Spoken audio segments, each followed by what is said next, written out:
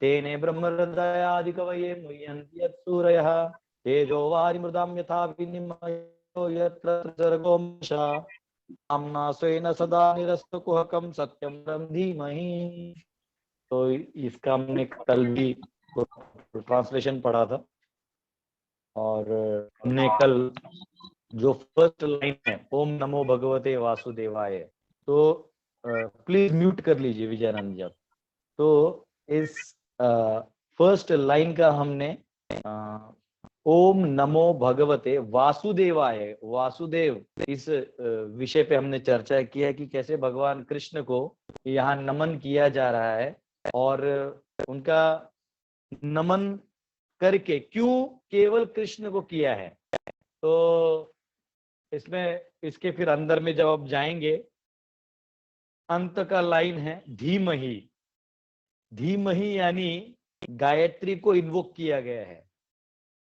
हम जब गायत्री मंत्र कहते हैं ना, ओम भूर्भुवः स्वः वाला, जो गुरु से मिलता है, उसको पब्लिक में वैसे बोलना नहीं होता है, आजकल लोग बजा देते हैं, पर जब गुरु से हमें गायत्री मंत्र मिलता है तो वो मंत्र गा के हम तीनों लोकों के जो स्वामी हैं उधर तक अपनी चित्त को लगाते हैं।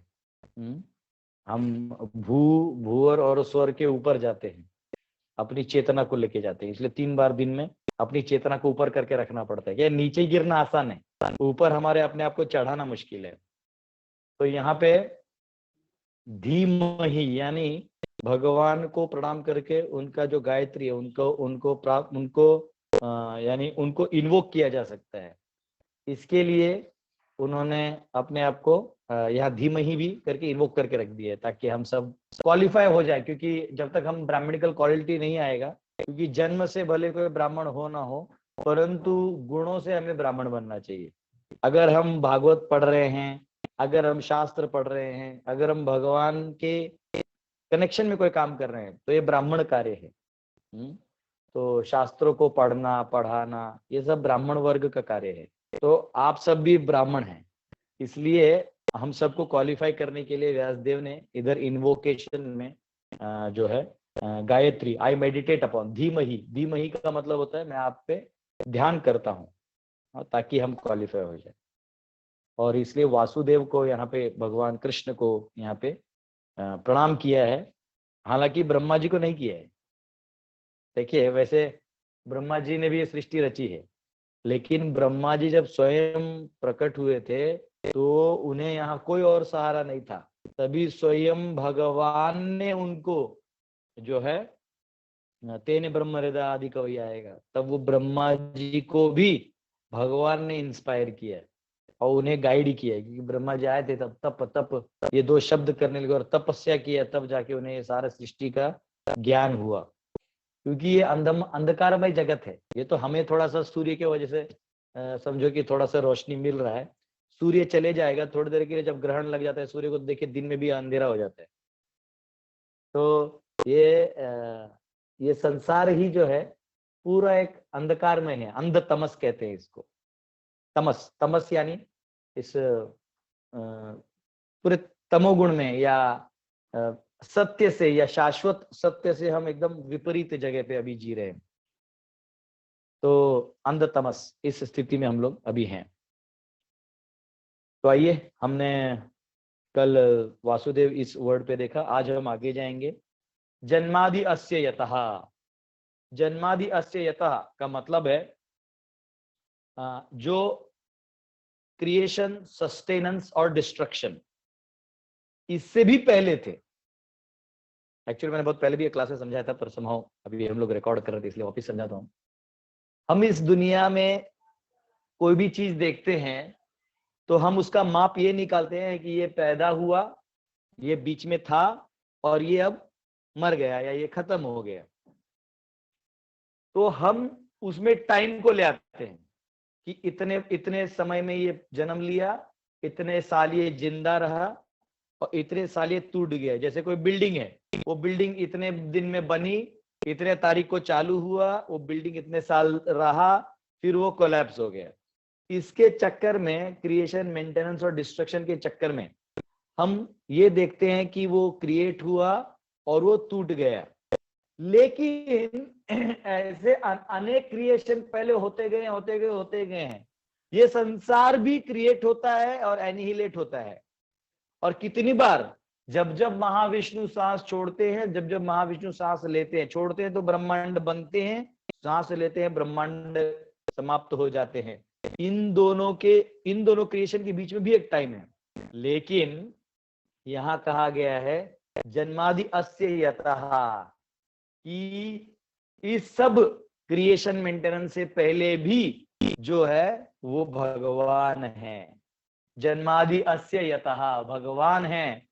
और सभी जो गुण हैं जो इस संसार में हमें दिखाई देते हैं, जैसे हमें यहाँ धन दिखाई देता है, या हमें बहुत एक शालीनता दिखाई देती है कि कैसे सुंदर हरे भरे बगीचे हैं, तालाब पानी से भरा हुआ है, सुंदर दिखता है। समुद्र के किनारे कोई जाता तो वाह, आपको रात को अगर आप सोइएगा और ऊपर देखिएगा तो चांद तारे इतने सुंदर दिखाई देते हैं।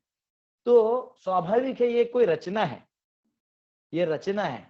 तो इनके पीछे जो है, जो इन सारे रचनाओं के पीछे है, जो इनका मूल कारण है, जिनमें ये सारे रूप बीज रूप में सब कुछ पहले से है, वो भगवान है। जन्मादि अस्य यतः। इसलिए वेदांत सूत्र में भी ये सूत्र आता है जन्मादि अस्य यतः। इसका मतलब ये है हमारा एक शरीर का ढांचा है, जैसे मेरा नाक कान हाथ है लेटेस्ट से ये है ऐसा। मेरा आत्मा अगर इस शरीर से भी निकल जाए तो सबसे पहले क्या होगा? सबसे पहले होगा कि आप लोग जूम से निकल जाएंगे और उसके बाद ये जो मेरा शरीर अभी ऐसा बैठा हुआ है वो इमीडिएटली कोलैप्स हो जाएगा। देखिए, पीठ के हड्डी को कुछ हो जाए तो थोड़ा थोड़ा प्रॉब्लम हो सकता है, लेकिन आत्मा ही निकल जाए तो इतनी बड़ी हड्डी का भी कोई उपयोग नहीं है, वो भी धाड़ करके गिर जाएगा। इसका मतलब इसका सौंदर्य, अभी इतना है नहीं सुंदरता, लेकिन रिलेटिवली है पास है। ये कितने क्षण के लिए है? जब तक आत्मा इस शरीर में है। और उससे भी बड़ा चीज याद रखिए, आत्मा से ज्यादा परमात्मा है। यहाँ पे इस प्रकृति को परमात्मा हैंडल करते हैं, भगवान। आत्मा को तो इल्यूजन दिया जाता है कि तुम हैंडल कर रहे हो। जैसे छोटे बच्चे को वेट लिफ्टिंग करता है ना, तो उसके पापा उठाते हैं वेट लिफ्टिंग, और बच्चे को लगता है मैंने उठा लिया ना। तो वैसे ही यहाँ पे जो आत्मा है उसको इल्यूजन होता है कि मैंने ये सब लिफ्ट किया है, मैंने सब किया है, मैंने सारा काम कर रहा हूँ, ये शरीर मेरे वजह से चल रहा है, ये दुनिया मेरे वजह से चल रही है।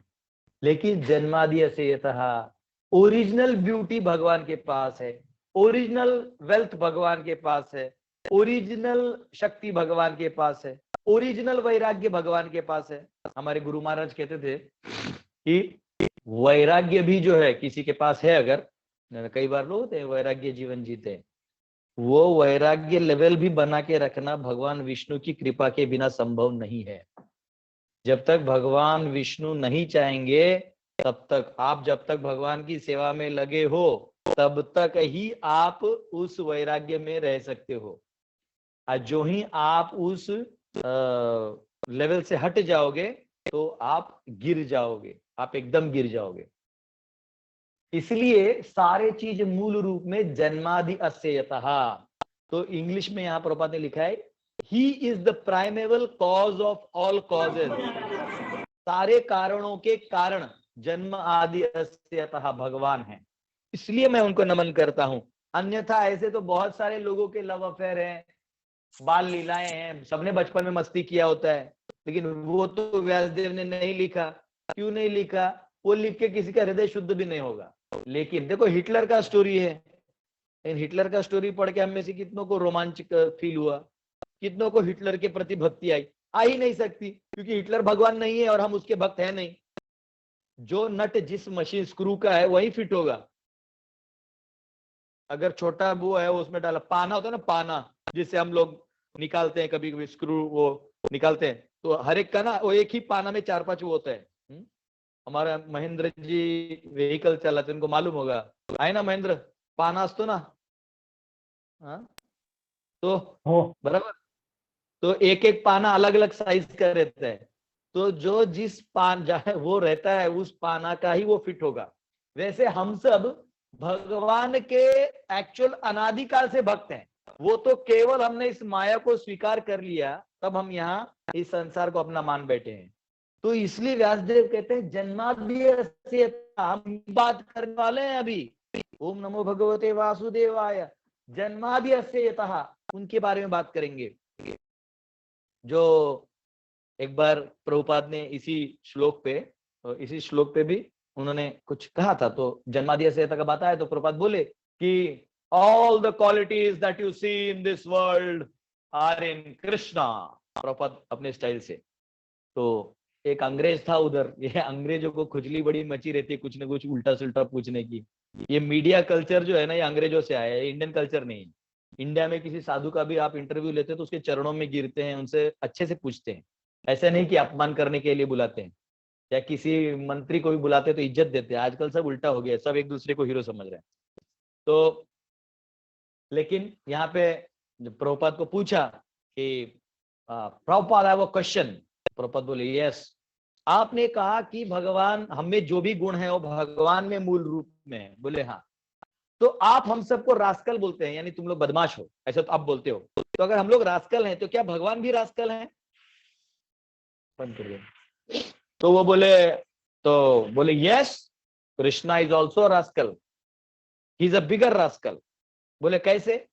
तो बोले वो जब भी राधा रानी मटका लेके जाती थी दूध दही का, तो भगवान जाके उसका मटका गिरा देते थे, फोड़ देते थे, धकल देते थे और उसको आलिंगन देके भाग जाते थे।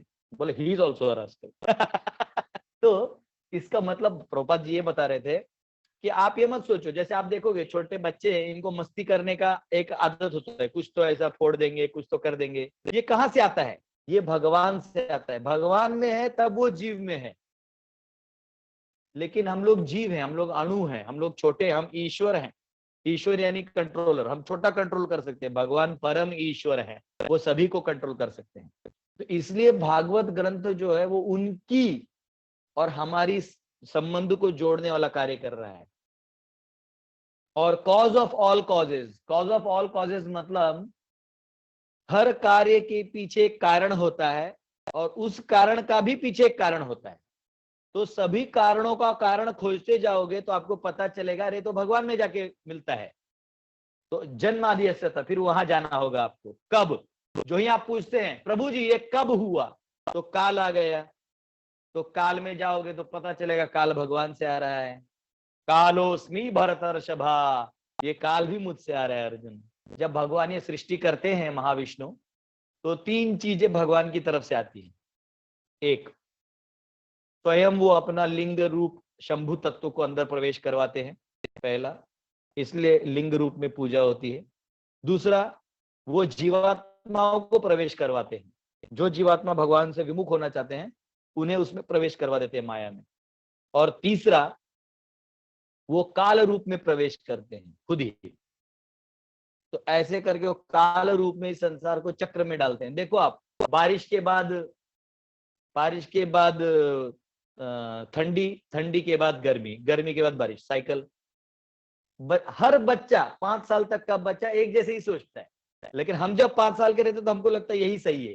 लेकिन 5 साल के बच्चे की सोच साइकिल है। 5 से 15 जाएगा, उसकी सोच बदलेगी। सभी 5 से 15 के बच्चों की सोच एक जैसी होती है। 15 से 25 के बंदे की सोच एक जैसी होती है। 25 से 40 वाले एक सोच में होते हैं, 40 से 60 वाले एक सोच में होते हैं, और 60 के बाद वाले तो बोलते हैं भाई कोई तो उठा लो, मेरे को उठा ले रे बाबा, उठा ले। हाँ, 20 से 40 में वो जीना चाहता है, मैं जीना चाहता हूँ। 60 के बाद बोलते हैं भगवान क्या हुआ तेरा, क्या प्रॉब्लम है, यमराज को भेजो, इधर रोज रोज का बेइज्जती से अच्छा है चले जाओ। तो ये एक सोच है, ये सबको होगा। बस आपको देखना आपका उम्र क्या, आप बोलो आप कितने के हो, 35, तो आपका ये सोच होगा। आप उसमें कोई नया चीज नहीं, ये काल है, काल का चक्र है। तो ऐसे अनेक चक्र भगवान ने बना के रखे हैं और इन्हीं चक्रों के परम्यूटेशन कॉम्बिनेशन में हम जी रहे हैं। एक बार एक चूहा था, वो एक उसमें घुस जाता है, वो बटर दिखता है उसको, मक्खन।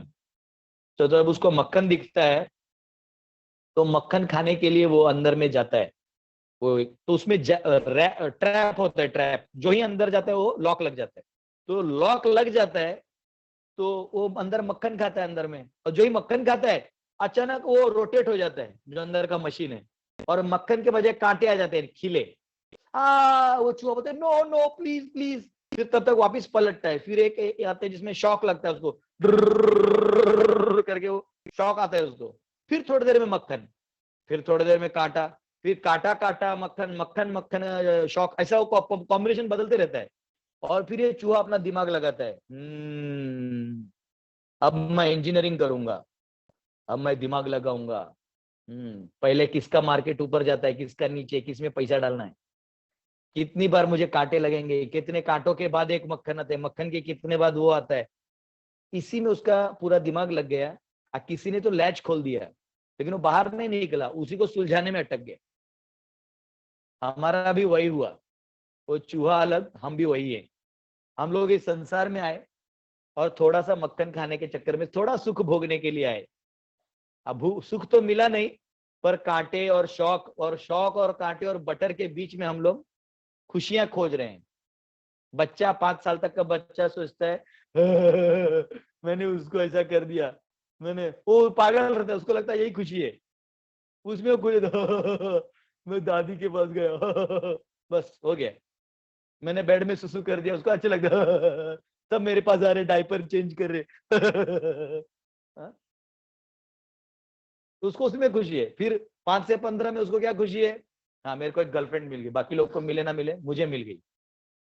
वो अलग है कि वो गर्लफ्रेंड को बाद में डायबिटीज होगा, वो तेरा जिंदगी हैरान कर देगी, वो अलग चीज है। लेकिन वो उसको 5 से 15 में पता नहीं चलता, उसको माँ बाप समझाते हैं, सारी दुनिया समझाती है, लेकिन नहीं समझेगा ना है, इसलिए बोलते हैं बुलाती है मगर जाने का ना है तो वो है। फिर 15 से 25 में उसको लगता है बस करियर, मुझे बनाना है करियर। एकदम सब लोग मार्केट में निकल जाते हैं कि अब मैं अपना करियर बनाऊंगा। वो उसको घर का खेती बाड़ी कुछ नहीं करना है, छोड़ के वो अपना झोला लेके निकलता है करियर। 25 से लेके 40 तक वो जो शादी किया है उसी में वो क्या करना है, आगे पीछे पैसा बचाना है, उसी टेंशन में रहता है। 40 के दूर समझ आता है, अरे मैं जिस प्रॉब्लम को प्रॉब्लम समझ रहा था, प्रॉब्लम है ही नहीं, ये तो कहानी मूवी की विद्या बालन जैसा हो गया। वो कहानी बनाती है, हम उस कहानी में फंस जाते हैं। वैसे ही संसार है, दुनिया ने कहानी बताई, हम उसको सॉल्व करने के लिए गए, 40 साल उसी में निकल गए, बाद में पता चला ये कहानी तो था ही नहीं। फिर 40 से 50 में आदमी फिलोसोफर बन जाता है, खोजता है मुझे अब ज्ञान चाहिए तब कोई हमारे जैसे टकले बोलते हैं सब माया है, तो क्या प्रभु जी बराबर। हाँ, तो उसके बाद हम माया को समझने का प्रयास करते हैं, फिर भगवान को समझने का प्रयास करते हैं, लेकिन तब भजन का टाइम कम बचता है, क्योंकि शरीर कमजोर रहता है, बुढ़ापा आ जाता है। हाँ, ऐसे कर करके जो है हमारा प्रॉब्लम हो जाता है। मेरा वीडियो ऑफ कर दिया क्या, कुछ हो गया लगता है, मैं ऑन कर दूं? ओके ओके, पता नहीं, मेरा वीडियो ऑफ कर दिया है लगता है होस्ट ने गलती से, या जो भी, या फिर जो भी। हरे कृष्ण। तो आप ऑडियो सुन सकते हैं फिलहाल। प्रभु जी तो आपका ऑन कर लीजिए प्रभु जी। हाँ हाँ हाँ, वो गलती से क्या, वो बोलता है you can not start your video because host has disabled it. हाँ ओके ये टेक्नोलॉजी है, इसको भी सीखिए ये पता चला जूम सीखते सीखते मैं भागवत देना भूल गया तो इस प्रकार से हम ये समझ सकते हैं कि ये संसार एक ऐसा तम संसार है कि इसके जाल में फंस रहे हैं। तो अगर हम कॉज ऑफ ऑल कॉजेज देखेंगे तो पीछे हमें भगवान मिलेंगे, इसलिए जन्मादि असेयतः। अब आगे क्या कहा गया है, अन्वयात इतरतः चार्थेषु अभिज्ञ स्वराट। अब इसमें 3 वर्ड हैं, क्या, अन्यवयात, इतरतः और अभिज्ञ। स्वराट को हम बाद में लेंगे। तो यहाँ पे कहा गया है कि भगवान the Lord is directly and indirectly conscious of the entire creation that he has created. भगवान ने संसार बनाया है तो इसका नूक एंड कॉर्नर भगवान जानते हैं। जैसे कई बार क्रिश्चियन लोग होते हैं, वो कहते हैं कि once upon a time God created the world, और अब वो बूढ़े हो गए, अब वो दाढ़ी वाले हो गए, बूढ़े हो गए, दांत वांत टूट गया, अब उनसे कंट्रोल नहीं हो रहा है, इसलिए अब हम लोग कंट्रोल कर रहे हैं इसको बिहारी लैंग्वेज में बोलते हैं बकलोल। ये बकलोल फिलॉसफी है। ठीक है। तो ये सोचना कि भगवान बुढ़े हो गए हैं, जबकि हमारे शास्त्रों में लिखा है नव यौवनम च वेणुम क्वणंतम अरविंद दलायताक्षम वरावतम समसितम बुध सुंदरांगम कंदर्प कोटि कमनीय विशेष शोभम गोविंदमादि पुरुषम तमहम भजामी। भगवान वेणु लेके बजाते और वो हमेशा वैसे ही रहते हैं। काल का चक्र और प्रभाव तो यहाँ पे है मेरे भाई, इस संसार में है। भगवान को काल के अंदर मत डालो। जो भगवान के अंदर है उसको भगवान के अंदर कैसे डाल दो? कई बार जैसे हम बोलते हैं ना कि हमारा आत्मा शरीर के अंदर है, नहीं, पहले आत्मा आया फिर शरीर। तो ये कवच है, शरीर कवच है। हम भाषा गलत प्रयोग करते हैं। शरीर जो है वो आत्मा के ऊपर है, आत्मा शरीर के अंदर घुसा हुआ नहीं है। वैसे ये काल भगवान से आया है, भगवान काल से नहीं। इसलिए ये भी पूछना कि भगवान का जन्म कब हुआ, ये भी गलत है। कई बार लोग ये भी सोचने लगते हैं कि राम कृष्ण से बड़े हैं। अरे काल एक चक्र है, कोई किसी से बड़ा नहीं है, भगवान इन दोनों से ऊपर है। समझ रहे हैं? तो ये इस ऐसे ऐसे मटेरियल लॉजिक्स में जाने से प्रॉब्लम होता है। और कई बार ये क्रिश्चियन लोग बोलते हैं कि हाँ भगवान का कंट्रोल छूट गया। नहीं, तो यहाँ लिखा गया है अन्य वयाद, यानी डायरेक्टली, इतरतः इनडायरेक्टली भी, अभिज्ञ, फुल्ली कॉग्निजेंट। भगवान पूर्णतया जानते हैं, सब कुछ जानते हैं। आपने क्या बोला, क्या किया, किस भावना से किया, कैसे किया, किस हेतु से किया, आपके मन में तभी क्या चल रहा था। कभी कभी हम लोग ना ऐसा कोई लूड़ा पगड़ा होता है तो हम उसका मजाक उड़ाते ऐसा कर देते और उसका मजा लेते, क्योंकि हमको मजा लेना होता है। तो कुछ नहीं, भगवान कुछ बोलेंगे नहीं, बस एक समय देंगे जब थोड़ी देर के लिए आप भी लंगड़े हो जाओगे। इसलिए हमें कॉन्शियस होना है कि भाई हमको जो दिया हुआ पावर्स, इसका मिसयूज तो नहीं कर रहे हैं। ऐसा नहीं, मजाक नहीं उड़ा सकते आप किसी का। हमें कर्म से समझना चाहिए कि हर हर एक्शन का रिएक्शन मिलेगा। आपने अंदर में मजे लिए ना, तो भगवान ऐसी परिस्थिति कर देंगे कि अंदर से ही आपको दुख हो। लेकिन आपने उसी समय उधर दया दिखाई, करुणा दिखाई, तो फिर भगवान आप पे दया और करुणा दिखाएंगे। हम भगवान से ओ लॉर्ड बी मर्सीफुल है, भगवान मुझे दया करो। अरे भैया तुम भी तो करो, थोड़ा तुम करके दिखाओ। हम हमारे जेब से 10 रुपए नहीं निकालते, और निकाला तो भी वो फटा हुआ नोट रहता है। एक घर पे गया था मैं, अभी एक प्रोग्राम देख आया, तो वहाँ जो भक्त ने रखा था उनकी सासू माँ ने मुझे एक 100 रुपए का नोट दिया प्रोग्राम के बाद। मैं बोला ठीक है, बुढ़िया माता जी थी, मैं बोला हाँ हाँ ठीक है, प्रणाम कर लिया। माता जी का नोट ऐसा आधा था। मैं बोला भाई ले लो, वरना बुरा मान जाएंगे। तो कई बार होता है कि हम हमारा हृदय इतना कंजूस है, हम खुद कुछ नहीं देना चाहते और भगवान से अपेक्षा करते हैं। लेकिन यहाँ भगवान सब कुछ जानते हैं, जो होने वो सब जानते हैं। अभिज्ञ स्वराट। तो यहाँ जैसे इधर उदाहरण प्रभुपाद जी अपने परपोर्ट में लिखते हैं कि जो केमिस्ट होता है, यानी लेबोरेटरी में जो केमिकल का केमिस्ट होता है, वो क्या करता है, वो सारे केमिकल्स को जानता है, कहाँ क्या क्या है, किसको किस में डालने से क्या रिएक्शन है, तो जानता है।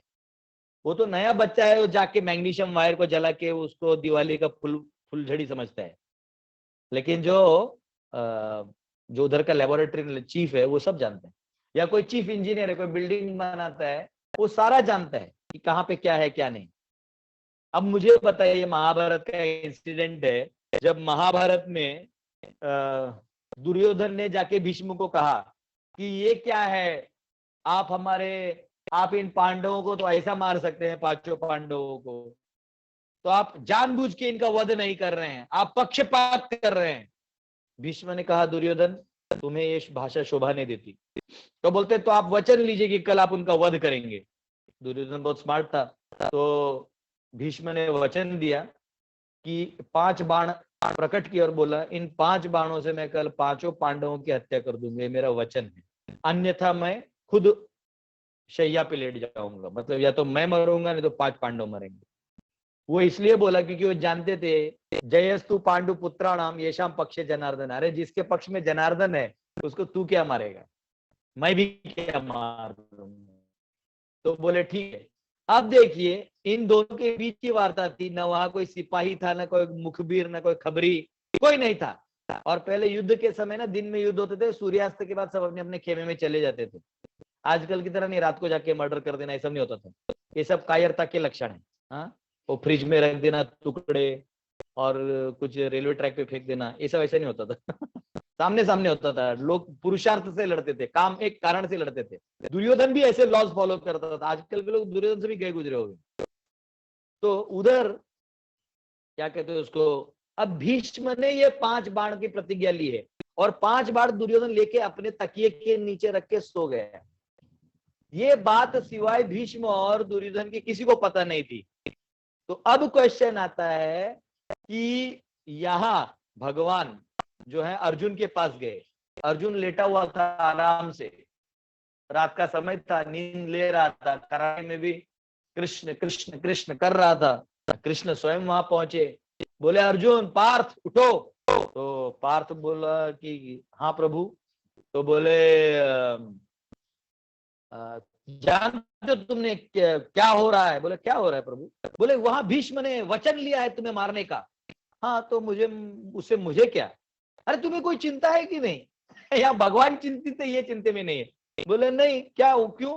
अरे कुछ तो चिंता करो। बोले चिंता का क्या बात है? आपने खुद ही मुझे 11वें अध्याय में दिखा है ना, मुंह के अंदर से वो जा रहे हैं, वो भीष्म भी मर रहे हैं, सब मर रहे हैं, तो मैं तो जिंदा रहूंगा ना। मुझे तो मालूम है, आप है तो अब क्या टेंशन है? तो बोलते हैं ये भक्त है ना, कृष्ण भक्त ना, कृष्ण भक्त बिंदास, अब माया भक्त उदास। माया दास उदास, कृष्ण भक्त बिंदास, उसको कोई टेंशन नहीं है। अवश्य रक्षिबे कृष्ण, मारे कृष्ण राखे के, राखे कृष्ण मारे के। अगर भगवान बचाना चाहे उसको कौन मार सकता है? आज जिसको भगवान मारना ही चाहते हैं उसको कौन वैसे भी कौन बचा सकता है? फिर वो भी मरेगा। तो यहाँ पे वो बोले अच्छा एक काम करो फिर। बोले बोलिए ना, आप आज्ञा दीजिए। बोले सुनो, तुमको याद है बहुत पहले एक गंधर्व आया था और तभी दुर्योधन ने उसका मजाक उड़ाया था। तो उसने दुर्योधन को बांध के लेके जा रहा था दंडित करने के लिए। उस समय में युधिष्ठिर ने तुम दोनों को भेजा था, अर्जुन और तुम भीम को, और तुम दोनों से दुर्योधन को छुड़वाया था, ये याद है? बोले हाँ याद है। तो तभी दुर्योधन ने बोला कि मैं तुम्हारे लिए कभी एक चीज मांग लेना, मैं दे दूंगा। पहले ऐसे होता था, आपने मेरे लिए कुछ किया है तो मैं आपके लिए कुछ एक वचन दे के रखते थे, कभी मांग लेना। तो जाओ और दुर्योधन के पास से 5 बाण मांग लो। अब ध्यान से देखिए, इन दोनों के बीच का बात ना अर्जुन जानता था ना उनके गुप्तचर जानते थे, भगवान जानते थे। अभिज्ञ, भगवान जानते हैं आपने आज क्या खाया, वो जानते हैं। आपने किसको गाली दी, उस गाली के पीछे प्रेम था कि द्वेष था, वो जानते हैं। आपने किसी को मारा, वो प्यार से मारा, उसके भले के लिए मारा कि द्वेष के लिए मारा, वो जानते हैं। तो अभिज्ञ, हाँ। फिर अर्जुन गए दुर्योधन के पास और दुर्योधन बोला अरे आओ आओ भ्राता आओ। बोले क्या चाहिए तुम्हें? हस्तिनापुर चाहिए? लो मैं तुझे भीख में हस्तिनापुर देता हूं। तो क्योंकि अंदर से तो ये जानता था दुर्योधन कि एक क्षत्रिय भीख में लेगा नहीं, और कल तो इसका पिता भीष्म इसका वध कर देंगे तो मैं तो जीत जाऊंगा। लेकिन ये नहीं जानता था कि सबसे बड़ा खिलाड़ी तो उस साइड है। वहां अर्जुन ने इतना ही बोला, भैया तुम्हें याद है वो गंधर्व तुम्हें पकड़ ले गए थे? बोले हाँ। तब तुमने वचन दिया था? बोले हाँ। मांगो क्या चाहिए? हस्तिनापुर चाहिए? दे दूं? बोलते नहीं नहीं नहीं, वो जो आपके तकिए के नीचे 5 बाण है वो दे दी। दुर्योधन, अब वचन दिया तो दे दिया। भीष्म को जाके बोला ये क्या है? तो भीष्म बोले मैंने तुझे पहले ही बोला तुमसे न हो पाएगा। तुम जानते नहीं वहां कौन है। तेरा गुरु यहाँ शकुनी है, लेकिन वहां कृष्ण स्वयं है। हाँ, जन्मादि अस्य यतः वाला बंदा वहां है।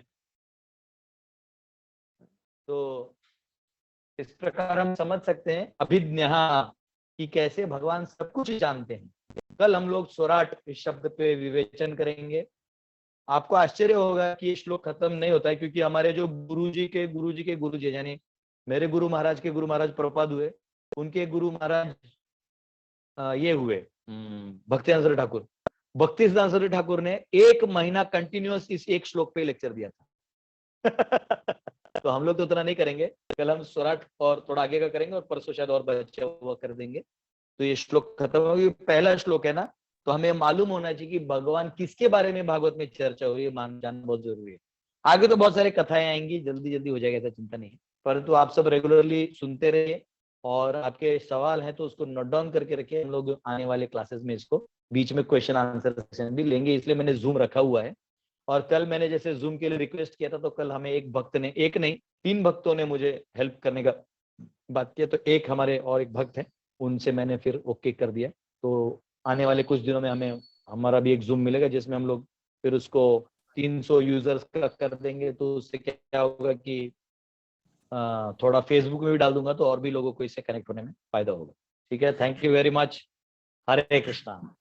हरे कृष्ण प्रभु जी। हरे कृष्ण प्रभु जी। Thank you Prabhu ji, Hare Krishna Prabhu ji. हरे कृष्ण हरे कृष्ण कृष्ण कृष्ण हरे हरे हरे कृष्ण हरे राम कृष्ण हरे कृष्ण राम कृष्ण राम हरे राम हरे हरे हरे राम कृष्णा हरे प्रभु जी, राम दंडवत प्रणाम। हरे बहुत बहुत हरे कृष्णा हरे कृष्ण हरे कृष्ण प्रभु जी। हरे कृष्ण। हरे कृष्ण श्रीमद् प्रभु जी। भागवतम की जय श्रील प्रभुपाद हरि की जय हरे कृष्ण। बोलो प्रेमानंद हरि हरि बोल। हरि बोल। हरि बोल।